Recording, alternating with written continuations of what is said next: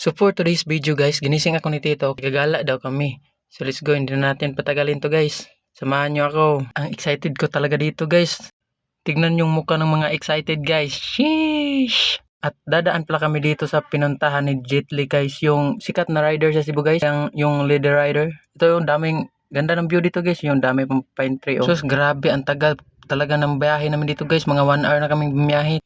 So huminto pala kami dito guys. Kaya hinapit namin si Madam.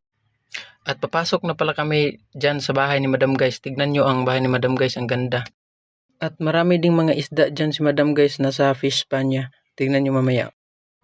Oh, tingnan nyo guys. Ang lalaki ng mga isda dyan guys. Pinapakain niya ni Tito guys para lumabas sila. Oh, tingnan nyo guys. Ang lalaki guys. No? Ang gandang tignan. Ang rami pa.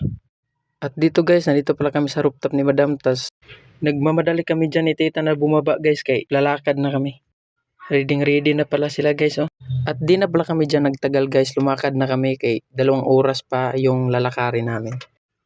So dandahan pala tayong naglakad dyan guys. Kay yung daan grabe. Ang dulas talaga ng daan kay maulan man. At dito guys, mga 1 oras na kaming naglalakad dito. Pero ang sabi ng tour guide namin na meron pa daw kaming 1 oras na lalakarin. At dito guys, malapit na pala tayo sa Kawa Falls guys. Yun guys. Dandahan lang tayo dyan sa paglalakad guys. Kaya baka madulas tayo. Yung grabe oh. Aljan!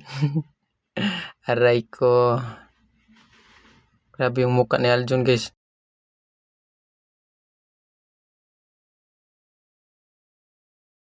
At sa wakas guys, nandito na tayo sa Kawa Falls. Tingnan nyo guys, ang ganda ng view dito guys. Oh. Yan, pwede ka pang magpa-slide dyan guys. Ang ganda talaga ng tanawin dito sa Kawa Falls guys. Tignan nyo guys oh. Lakad-lakad pa dyan si Aljon. At dandahan na pala silang bumaba dun sa may falls guys. Kaya doon daw kami magtambay sa baba. Tingnan, natatakot pa si Ikit guys. Tingnan nyo. Dandahan si Ikit na bumaba guys. Kay madulas man yung hagdanan. At bumaba na rin si Juanito dyan guys oh. Grabe ang higpit ng hawak sa hagdanan guys. Baka malaglag. At si Tita guys bumaba na rin yan. Hoy, dandahan lang ta. Baka mabali yung hagdanan. At dito guys, ang saya talaga nila guys na nakababa na sila guys. At yan pala si Madam guys, yung naka yellow green, yung nagkaway-kaway. Shoutout pala sa iyo Madam. At sa wakas guys, nakapagpahinga na talaga tayo sa lakad natin na 2 hours. Grabe ang layo pala dito guys, pero sulit kahit na malayo guys. Mawawala talaga yung pagod mo pagdating dito sa Kawa Falls.